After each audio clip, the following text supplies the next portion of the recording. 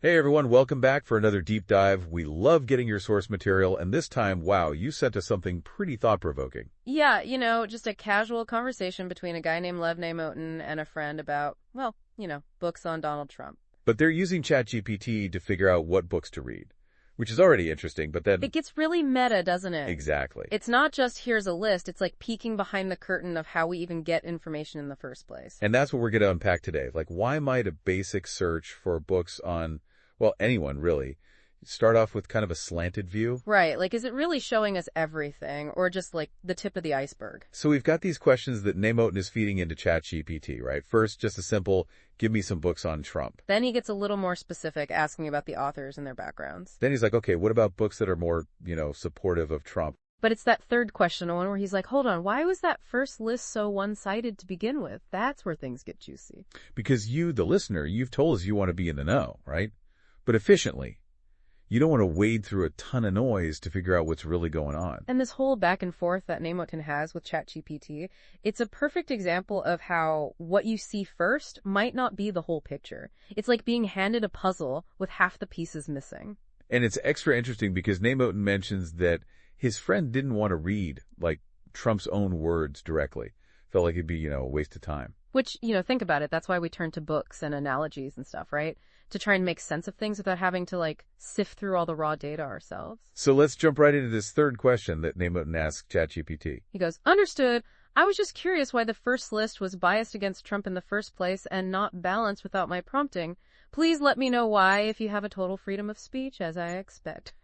Thanks. You have a little smiley face there just to, keep things light. But ChatGPT takes the question seriously, gives a really detailed response. Breaks it down into 4 main reasons why that initially book list might have seemed, kind of tilted in one direction. And the first one, a little about publishing and the media. Basically, it's saying that a lot of the books about Trump that get a lot of buzz, the ones that get reviewed in big places and talked about a lot, they tend to be more on the critical side. And it specifically points to outlets like the New York Times and the Washington Post.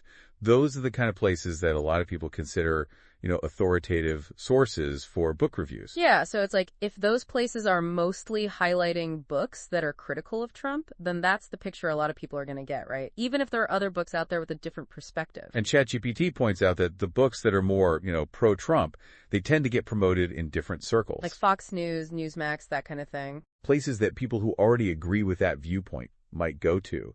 So it's like 2 different conversations happening in 2 different rooms. Exactly. And depending on where you spend your time, you might only hear one of those conversations. Okay, so the second reason ChatGPT gives us is all about, the internet and those algorithms that are always working behind the scenes. It explains that when you search for anything online, the results are going to be based on what the algorithms think is most relevant. And what they think is most relevant is often based on things like how much media coverage something has gotten, how many reviews it has, whether it's written by someone with, fancy credentials. So if those more critical books are getting more attention in the mainstream media, they're more likely to show up higher in your search results. It's like a popularity contest in a way. And the books that are maybe more niche, they might not have that same level of, internet clout. Even if they're really well written or have some interesting points to make.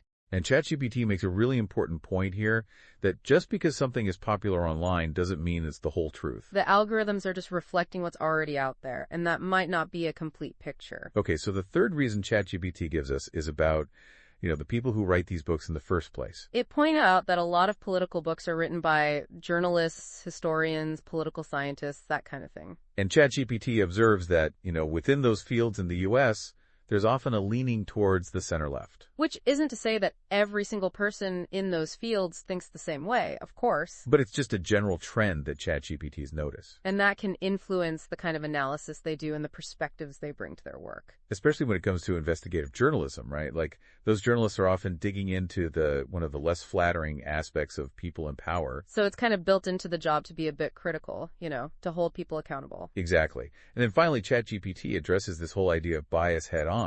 It says straight up, look, there are no restrictions on what I can say. I don't have any built-in bias against Trump or anyone else. So it's not like ChatGPT was deliberately trying to make that first list one-sided. It was just reflecting what it saw as the most prominent and widely available information out there. Which makes Neymotin's follow-up questions even more important, right? Because it shows that if you want a more balanced view, you have to be specific. You have to actively seek out those different perspectives. And ChatGPT sums it up nicely by saying that The first list wasn't, intentionally biased. It was just a snapshot of what's already out there in the mainstream. And for you, the listener, this whole exchange has some really valuable takeaways. It shows that the publishing industry, the media, those algorithms online, and even the backgrounds of the people writing the books, they all play a role in shaping what information we see. And it's not about assuming there's some big conspiracy every time you encounter a particular slant. It's about understanding the system and how it works. So the next time you're researching something new, whether it's about politics or science or anything really,